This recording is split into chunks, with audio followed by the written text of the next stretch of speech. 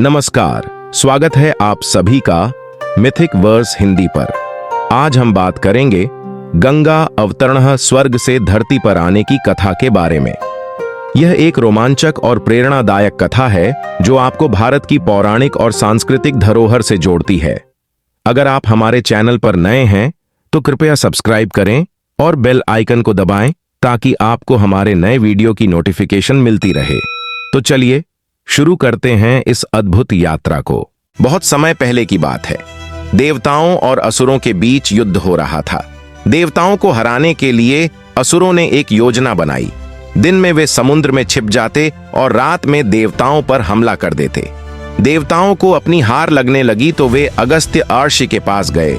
अगस्त्य अर्षि ने समुद्र का सारा पानी पीकर देवताओं की समस्या हल कर दी। अब असुरों को जीतने के लिए जगह नहीं मिली तो देवताओं ने उन्हें आसानी से हरा दिया। इसके बाद देवताओं ने अगस्त्य ऋषि से समुद्र का पानी वापस करने को कहा। अगस्त्य ने बताया कि पानी तो वे पचा चुके हैं। समुद्र खाली हो जाने से धरती पर लोगों के पास बिल्कुल भी पानी नहीं बचा। देवता चिंतित होकर विष्णु के पास गए और धरती पर पानी लाने की मांग करने लगे। विष्णु ने उन्हें आश्वासन दिया कि स्वर्ग से गंगा धरती पर आएगी। इस बीच पृथ्वी पर राजा सगर पूरे विश्व को जीतने के लिए यज्ञ कर रहा था। राजा सगर के साथ 1000 बेटे थे। परंपरा के अनुसार उसने सफेद घोड़े के साथ सेना भेजी।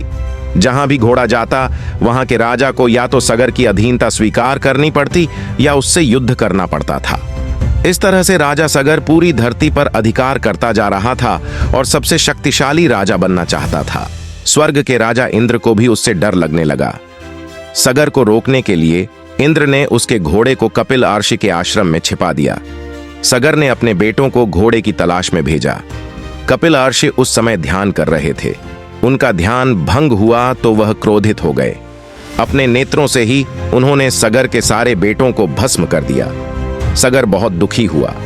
वह अपने बेटों की आत्माओं की मुक्ति चाहता था जो केवल गंगा जल से ही संभव थी। गंगा को धरती पर लाना जरूरी हो गया था। राजा सगर ने ब्रह्मा को प्रसन्न करने के लिए कठोर तपस्या की, लेकिन तपस्या पूरी होने से पहले ही उसकी मृत्यु हो गई। उसके पोते ने तपस्या जारी रखी। इस तरह पीढ़ी दर पीढ़ी सगर के वंशज तपस्या करते रहे। सगर की 7वीं पीढ़ी के वंशज भागीरथ आखिरकार ब्रह्मा को प्रसन्न करने में सफल रहे। ब्रह्मा ने उनकी इच्छा पूरी की और गंगा से कहा कि वह धरती पर जाकर बहे। गंगा स्वर्ग छोड़कर धरती पर नहीं जाना चाहती थी। उसने धमकी दी कि वह अपनी धारा से धरती पर सारे जीव जंतुओं का नाश कर देगी। गंगा के तेज प्रवाह को संभालने की क्षमता सिर्फ शिव जी की मजबूत जटाओं में ही थी। भागीरथ ने शिव से सहायता मांगी। शिव ने अपनी जटा खोल दी और पूरे आकाश को ढक लिया। जब गंगा स्वर्ग से उतरकर नीचे आने लगी तो शिव ने अपनी जटाओं में उसके सारे जल को रोक लिया और जटाएं बांध ली। गंगा शिव जी की जटाओं से बहुत सारी छोटी छोटी धाराओं के रूप में बह निकली। भागीरथ के साथ चलते चलते वह उस जगह के लिए चल दी जहां उनके पूर्वजों की अस्थियां पड़ी थीं। इस बीच एक और गड़बड़ हो गई। गंगा के बहाव में जाहू अर्षि का आश्रम भी बह गया। जाहू उस समय यज्ञ कर रहे थे। गंगा की धारा से उनके यज्ञ की अग्नि भी बुझ गई। गुस्से में आकर जाहू ने समूची गंगा को ही पी लिया। धन्यवाद दोस्तों, हमने आज गंगा अवतरण की अद्भुत कथा सुनी। यह कहानी हमें यह सिखाती है कि तप, श्रद्धा और दृढ़ संकल्प से हम किसी भी चुनौती का सामना कर सकते हैं।